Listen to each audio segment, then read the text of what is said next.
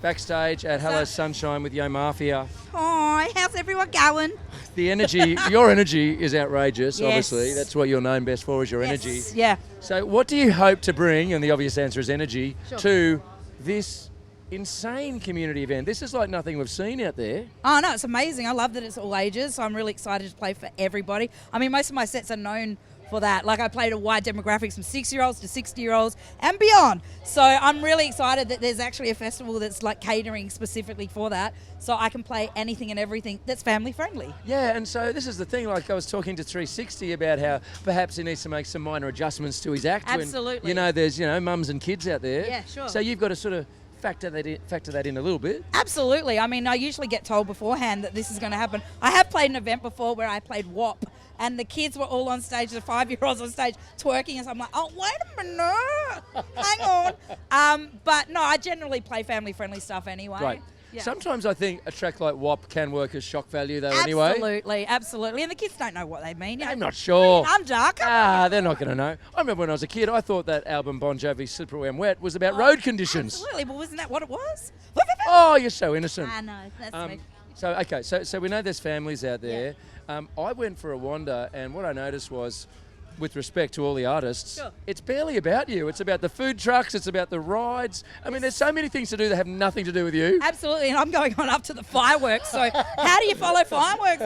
So I really have to bring it. So Right, I remember, and you've probably played a couple of the Grand Prix shows. Yep. I'm trying to remember which DJ it was.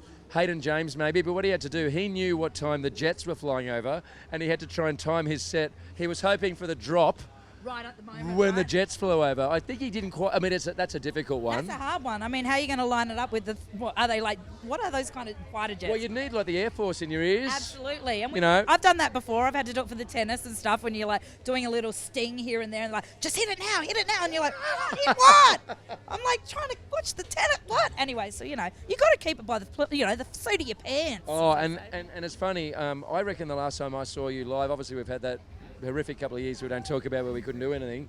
But I was doing stuff though. were you? Well, I'm going to report you to the Premier. No, that's a disgrace. I was doing online parties, so I had to keep myself. Oh, good. Okay, entertained. great. Yeah. Go. I mean, I've been DJing 22 years. I can't just stop. No. Stop. You never stop. Never did. Never will. But the last show I saw you play live was when Australia beat the US in basketball at Marvel Stadium. I mean, you tend to play fairly big venues in this stage of your career. Yes, I do. It's been pretty amazing. I think as I get older, I've realised how intense it is to be playing for that many people, because not only are you giving out your energy, you're taking it all back as well. So what do you do with that energy after a show? So I'm usually quite wired, but I feel so fortunate that I get to express that music. I don't know why I keep looking over there like, hi, I'm talking to you got a few guys. fans here, yeah. I mean, but no, I'm really fortunate that I get to play for these huge, audiences around Australia and beyond. So I mean, it's pretty lucky. And I think because you were first in, obviously you're closing the first ever Hello Sunshine. There's strong talk of it coming back.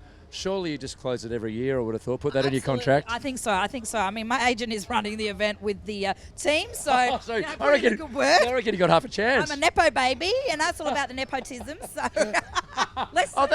that explains so much. That's how you've got anywhere in your career. Exactly. You just know people. I know a lot of people. You're actually a useful DJ as well. I'm not bad. No, I haven't helped you much. Come on. I'm all right. You go all right. I'll go all right. All right, well, I'll let you prepare.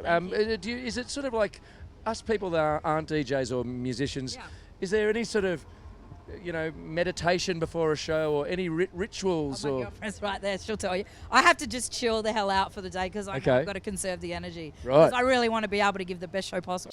Well, why am I talking to you now? Hey, this is showtime.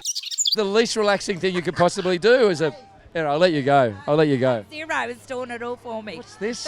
She's just struck a deal with the Coca-Cola company. Sponsored and... Wow. All right. Thanks, mate.